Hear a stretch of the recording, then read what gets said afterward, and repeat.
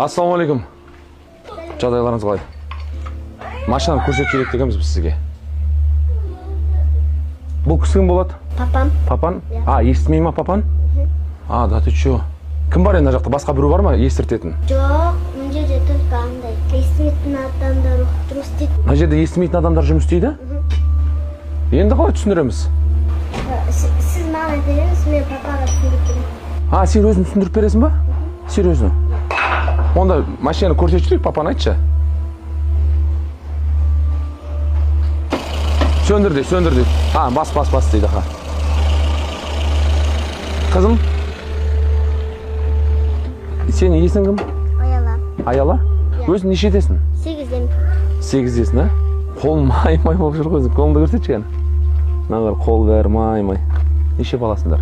2 баламыз. Мамаң қайда? Мамам жұмыста. Қайда жұмыс істейді? Пол жуып жұмыс істейді. Маман екеулерін бірге сөйлеп, мама папана түсіндіресіңдер, иә? Жоқ, мамам да сөйлемейді мен. Маман да сөйлемей ма? Үйде сонда сен ғана сөйлейсің ба үйде? Иә, мен түсіндірем. Қиын емес пе саған? Қиын емес. Негізі естігің келе ма папа маман даусын? Сен арманың не? Арманым папа мен мама сөйлеу үшін. Папа мен мама сөйлеу үшін? Жаным сол мен. Алладан.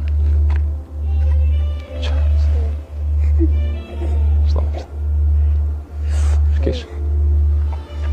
Арман орындалсын деп Алладан дұға етем. Бүттем. Жылама. Қолыншақ кішінтай ғана жүрегінен сен. Бірақ папа маманы сөйлеп кету бір Алладан ол. Дұға етеміз. Ол кісілердің дауысын шығарсын, сөйлеп кетсін деп. Бірақ бүгін біз сенің басқа бір кішінтай арманды орындауға келдік. Ол арман Қарекет қайырымдылық қорынан сіздерге бүгін баспана, жан. Сенде өз үйлерің болады енді. Жаным сол. Әкең жылап жатыр әні. Бақытты болыңдар.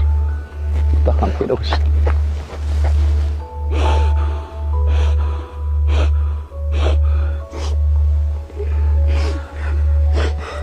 Бұл қуанышын жасы ғой.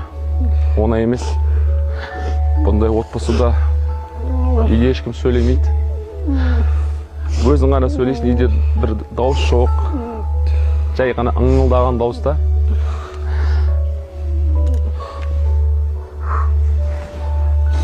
Бүгін Қарекет қайырымдылық қорының кезекті баспанасын отбасыға табыстаймыз. Құтты болсын. Рахмет деген сөз, білемін. Мамасы жұмыста екен, мамасын да қуантайық. Бізбен болыңыздар.